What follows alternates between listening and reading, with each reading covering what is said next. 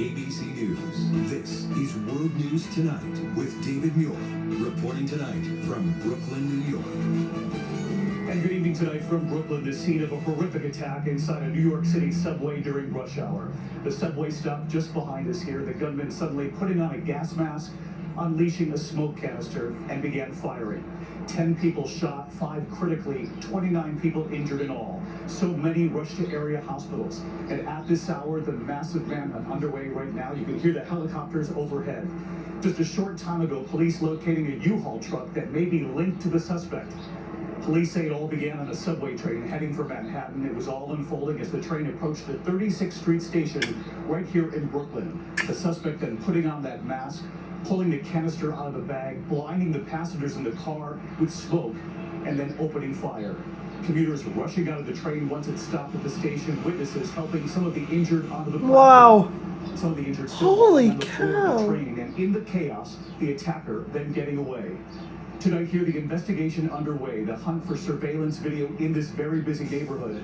And we learned today that the cameras inside the subway station were not working. But a witness did get an image of the attacker, and that image tonight is now being circulated among law enforcement.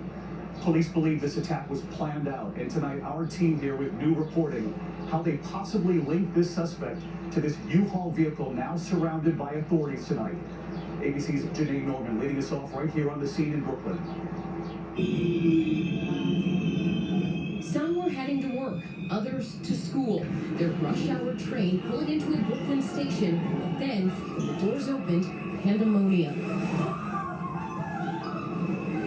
Terrified commuters scrambling out of the subway car, smoke billowing behind them. 36th Street and 4th Avenue. That's where multiple people shot with explosives behind. Victims sprawled across the platform, and inside the train, a fight for survival. This man helping one of the victims.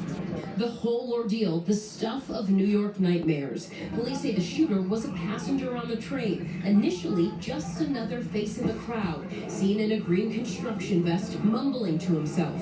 New York's new police commissioner describing the moment he unleashed the smoke inside that car. As the train was pulling into the station, the subject put on a gas mask. He then opened a canister that was in his bag, and then the car filled with smoke. After that, he began shooting. Passengers couldn't see, couldn't breathe. One man we spoke with thought the pops he heard were fireworks. It's not until after the popping stopped, like, I saw on the floor that there was a lot of blood. And I realized that fireworks can't do that much damage. It has to be gunshots. There are people literally on top of each other, crowding over each other, trying to get out of the way, trying to not be seen. People are just panicking. Soon, commuters were rushing up and out of the station, streaming onto the street. I seen a couple people walk out and they just fell in the middle of the street, you know? I've never seen something like this, and it was just shocking and scary, and at the same time, wondering if the gunman is here or not. Governor Hochul warning that yes, the shooter was still out there. This person is dangerous. We're asking individuals to be very vigilant and alert. This is an active shooter situation. The quiet residential neighborhood now ground zero in a massive manhunt. An army of law enforcement trying to piece together clues. This is one of the subway stations, the center of the investigation, and right next to it, a pizza parlor where investigators are checking to see if there's possibly any surveillance camera that could help the investigation. They're checking every camera in the neighborhood, but remarkably, New York officials say the camera inside the subway station itself malfunctioning. But police did find the shooter's backpack there, multiple smoke devices, and a bag of commercial-grade fireworks, but no active explosives. They also recovered a .38 caliber handgun with 3 extended round magazines. One was empty on the floor, but one in the gun had jammed, and authorities believe that stopped the rampage and saved lives. So perhaps did some quick-thinking subway workers who immediately moved another train out of the station. And I also need to acknowledge the MTA workers who had the foresight to immediately move a train that was on the platform, the R train, out of the station so it could carry people to safety. That was smart thinking. 10 people were shot. Authorities say 5 were in critical condition, but we learned late today they've all stabilized. Authorities believe everyone will survive this. A total of 19 victims in the hospital tonight. There are a variety of other injuries, from smoke inhalation to shrapnel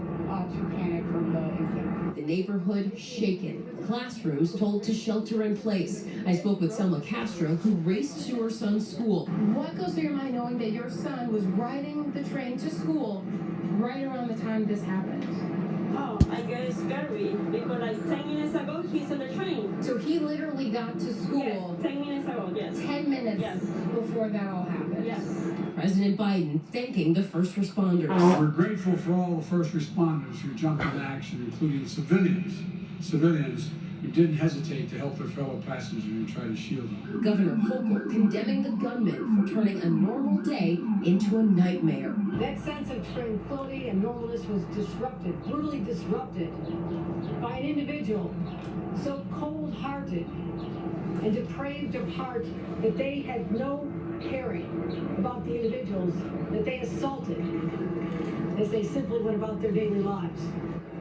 And Janae Norman with us here in Brooklyn tonight. And Janae, as you just reported there, authorities are looking to find any images from the surveillance cameras all throughout this neighborhood. We learned the cameras in the subway, as you pointed out, were malfunctioning, but our team has learned tonight the police did manage to get a picture of the suspect from a bystander. Yeah, David, law enforcement sources tell us they were able to get an image of the suspect from video taken by someone at the scene, and we can report tonight that they are circulating that picture and the ongoing search for the man responsible. Right now, you can still hear the helicopter above you mentioned at the top of the show, with no arrest yet. There is still quite a law enforcement presence in this neighborhood and other parts of the city as nightfall approaches, and the shooter still out there, David. Yeah, the presence is just extraordinary. The police presence here tonight. Janae Norman in Brooklyn all day for us. We're going to turn